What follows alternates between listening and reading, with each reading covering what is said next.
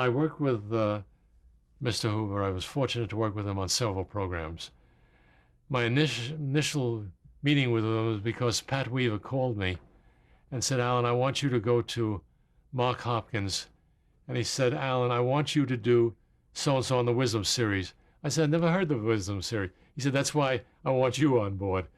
Jazz it up a little bit. I said, who's the guest? He said, Herbert Hoover. I said, jazz him up?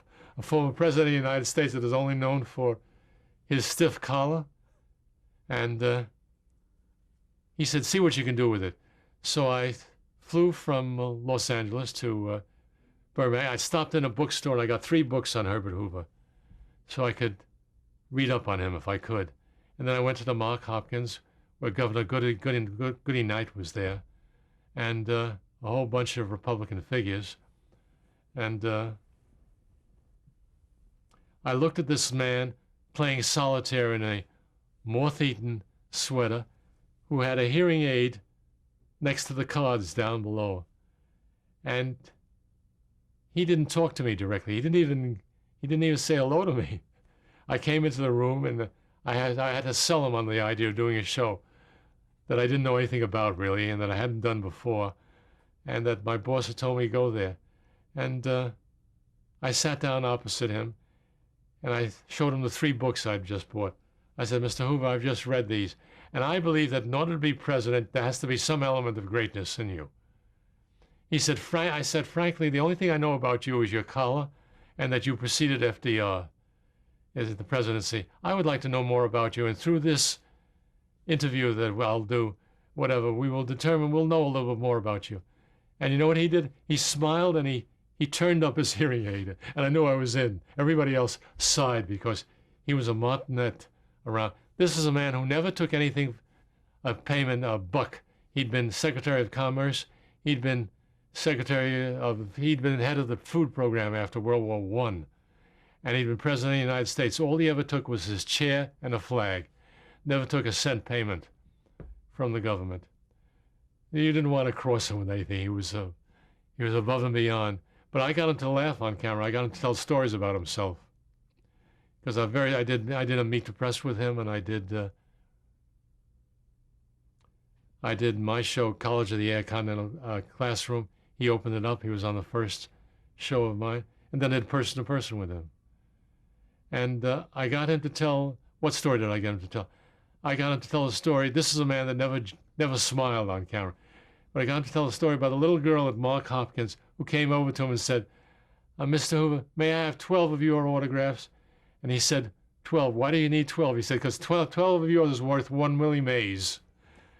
To get him to tell that story on himself on camera was, I felt, an accomplishment. Did he request a list of topics, or was it? Oh, well, any guest would want to know, what am I supposed to talk about? Otherwise, you're going to look like a fool. Mm-hmm. And sometimes you would have a subject, a person on camera who would, or as your guest, who would have some reservations about some material.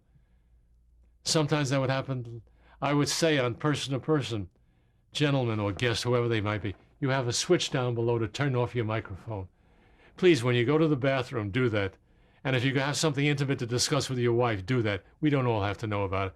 Through 3,000 miles of rehearsal, technicians, AT&T people, directors, nobody has to know about it, but they'd forget, inevitably. And what was Hoover like compared to the other presidents you worked with? Well, Hoover was a very decent man.